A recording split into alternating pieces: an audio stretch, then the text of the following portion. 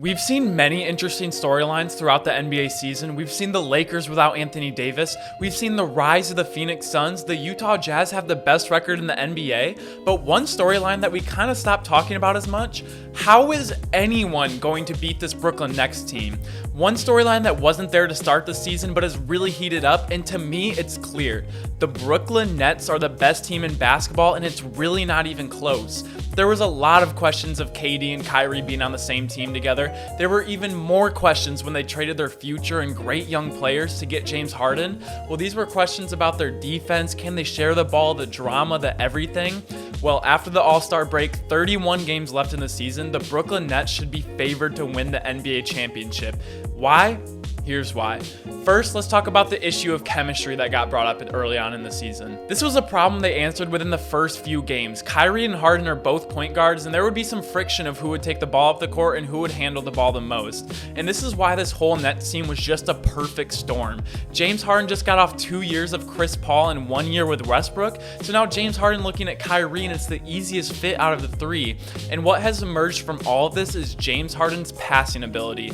A few games in, Kyrie pulled Harden to the side and said, "You play point guard, I'll play shooting guard." This decision instantly made the offense way better. James Harden is averaging over 11 assists a night and is the clear facilitator on this team, and while shooting the highest percentage from the field in his career. And Kevin Durant was just on the Warriors, so he's used to playing with multiple other stars, being a huge factor coming off the ball with the touches that he gets. So as far as issues of chemistry, they have seemed to answer all of them. And once KD is back, they will legitimately have 3 superstars that will just get to build more and more chemistry throughout the season.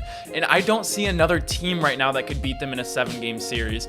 Honestly, the only series I see even being close is the Lakers. And I really mean that. I think they'd make easy work out of the Suns, the Jazz, the Clippers, the Nuggets, and anyone in the East for that matter. So let's take a quick look at what the 3 stars are actually doing. Kevin Durant pre-injury was on pace for one of his best years of his entire career. He was an all-star captain, and he was averaging 29, 7, and 5. And if he made a few more free throws, he'd be a 40, 50, 90 guy this year. Kyrie was an all-star starter who in his own right is probably having the best year of his career. 27.5 points, 5 rebounds, and just under 6 assists. And he's only 2% as well from the free throw line from being a 40, 50, 90 guy. And as I mentioned earlier, James Harden has taken over the point guard role and scoring 25 points, 9, and 11 assists, all on the best efficiency of his career. They legitimately have 3 MVP candidates, and it just hurts my head how effortlessly they made all of this work and how efficient they all are this season. And the off-the-court chemistry was another question mark as well, but to my knowledge, there really hasn't been any beef in any way. To be fair, they've been doing a lot of winning, so it really hasn't had the chance to get in any sort of argument, but time will tell. But so far, they've seemed to be very supportive and informative when things are going wrong. So now the next thing I want to look at is they've actually been doing really well without Kevin Durant. This was the most eye-opening thing that makes me a full believer in this team. There are certain pros and cons when constructing an NBA team, and when you construct a team with 3 or more all-stars, lack of depth and importance of staying healthy is a major con. KD, arguably the best scorer in the game, goes down with a minor injury and misses extended time.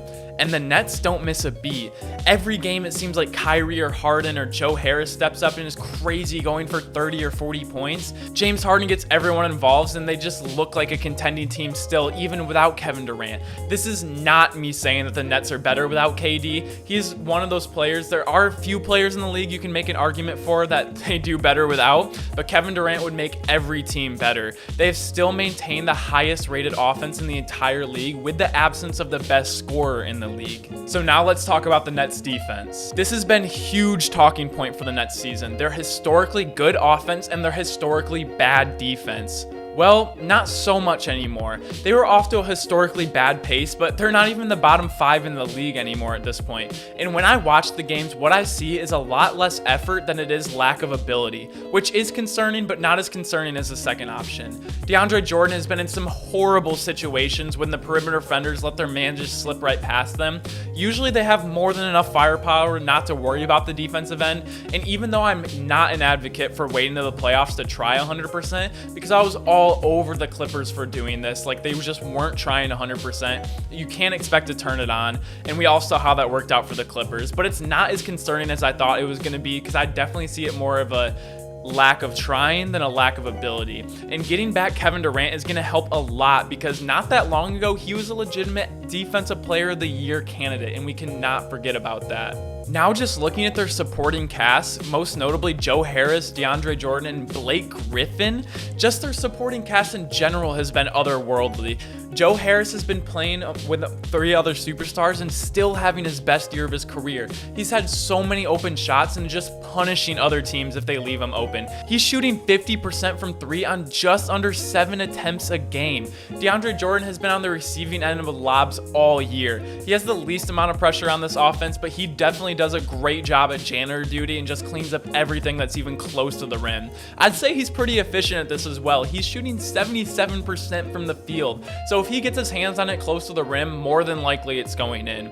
And him paired with Jeff Green kind of as the bigs on this team is a great change of pace because Jeff Green can stretch out the floor and hit the 3-point shot at a 40% clip.